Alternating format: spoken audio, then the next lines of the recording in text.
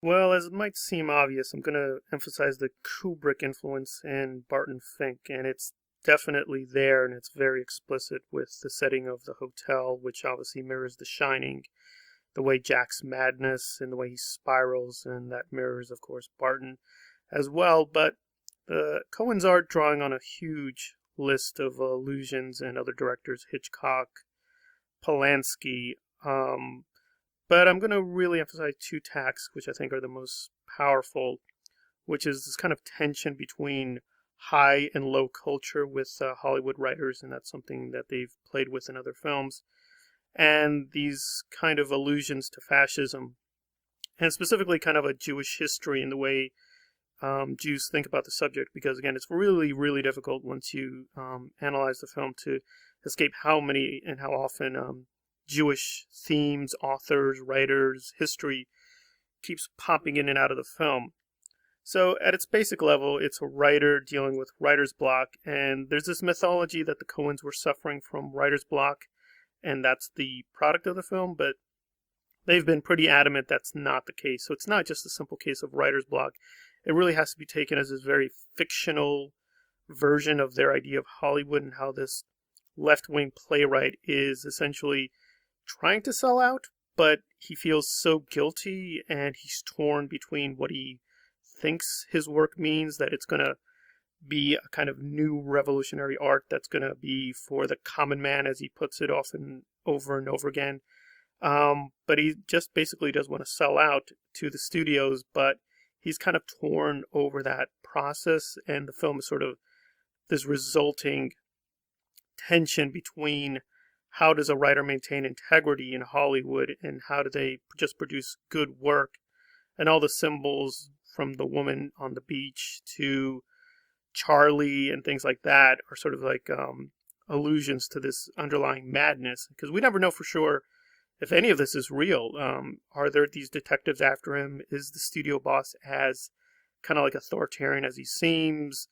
And so on and so forth. But I do want to add one or two things that I think have been missed a lot. For instance, when Charlie at the end screams the life of the mind, the catchphrase is actually pretty common. It refers to intellectual life, and it was actually much more common in the 1950s, but it specifically refers, I think, to a book by Hannah Arendt, who's a theorist on fascism and was a Jewish female writer. She actually worked with refugees, and I think it's a very obvious reference to her, but a lot of discussions on the Coens missed that.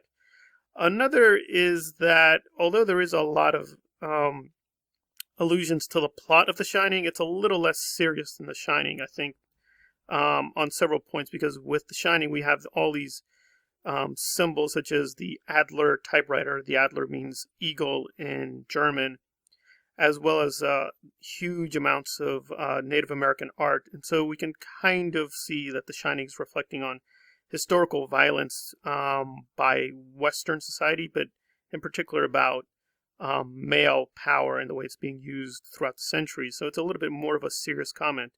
It's true that both of them are satirizing Hollywood. I mean, both of them are not meant to be, I think, totally seen as horror films or just dramas or melodramas. There's a huge amount of comedy and jokes in Barton Fink as well as The Shining.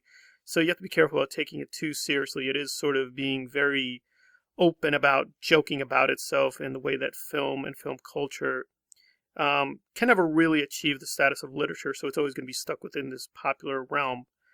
But Barton is a little bit more weird because at the end of the day, it does seem to be about a writer struggling to make a script for a Hollywood mogul, and that's it. It's very hard to get much deeper than that.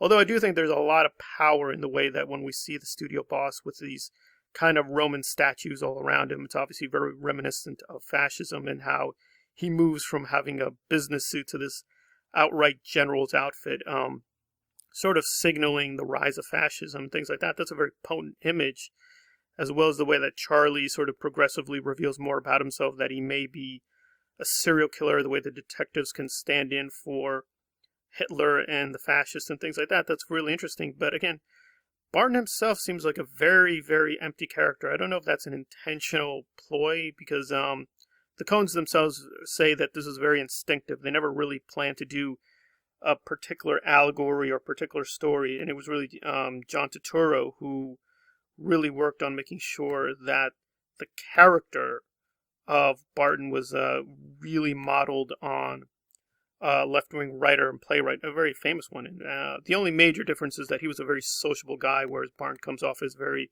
introverted.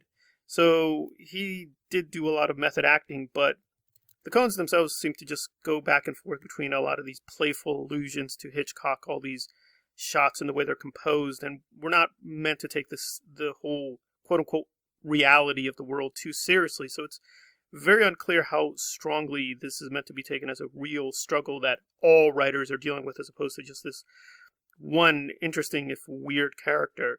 And so it's a little bit all over the place in terms of its literary and cinematic influences, and sort of like, well, what are we supposed to take away from this? Was this just sort of all in his head? Was this supposed to be sort of in between universe, that the hotel is sort of like this ghostly presence that's somehow in our world?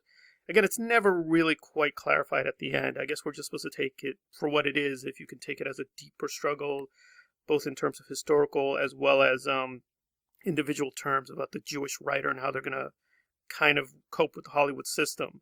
I guess you could take it at that level, but The Shining, I think, is a little bit more serious about the issue of historical violence and the way that writing and culture play a role in it. All right, so this has been an analysis of the Coen Brothers and the Kubrick influence in Barton Fink. If you like the content, please hit the like button and/or subscribe. Partially Examined Kubrick. Thank you for listening. Please be safe.